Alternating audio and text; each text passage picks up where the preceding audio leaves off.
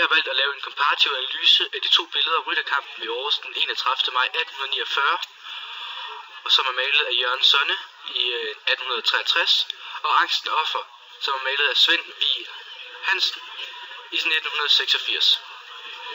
Angstens Offer er et surrealistisk maleri, som blev malet uden skitser i en kirke for fuldt publikum. Billedet det forestiller 4 menneskeskikkelser, hvor 3 af dem sidder bøjet over den fjerde, som bliver holdt eller svæver over en grav af en mørk skikkelse. Oppe i det højre hjørne er der også en fugl, som er lukket inde af personerne. Så man får den her følelse af magtesløshed og frygt, fordi man kan ikke komme ud, man bliver holdt inde. Billedet det udstråler frygt og smerte og håbløshed, og det kan man tydeligt se på de farver, Svend har brugt. Det er meget mørke og meget dystre farver.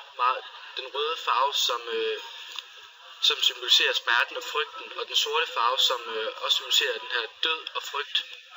Og så er der nogle meget grønne, giftige farver i baggrunden, som igen giver den her følelse af frygt og ubalance.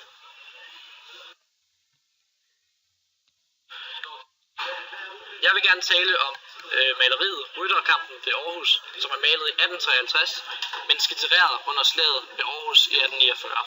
Det er malet og skitsereret af Jørgen Sonne. Billedet stammer fra den nationalromantiske tid, altså slutningen af romantikken. Billeder fra romantikken kendetegnes ofte ved meget idyl, overdrivelse, meget fokus på naturen, stor nationalitet og stolthed. I dette billede ses det ved at der ikke er noget blod i billedet. Danskerne de har en klart sejr i det kan man se ved den nationalromantiske. Skægget på danskerne det er rigtig stort, og det ligner faktisk vikingeskæg. Og preusserne det ligner mere nogen fra Tyrkiet, end det ligner nogen fra Tyskland faktisk. Derfor så er det meget skilt ud, hvem der er venner og hvem der er fjender. Tiden var også markeret meget med rejse til udlandet.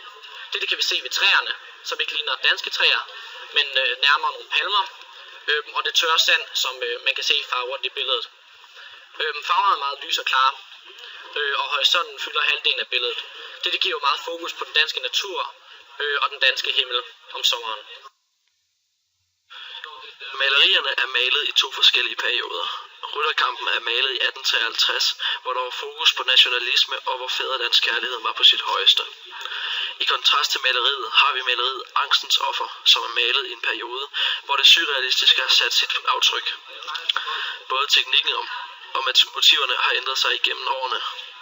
Det ældste af billederne, Rytterkampen, afbilleder et slag, hvor fædrelandskærligheden er tydelig, i det udstråler, at Danmark er klart overlegne.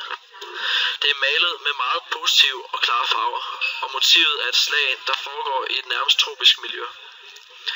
I billedet er der ingen blod at finde. Hvis man derimod kigger på maleriet Angstens Offer, spiller blodet en stor rolle.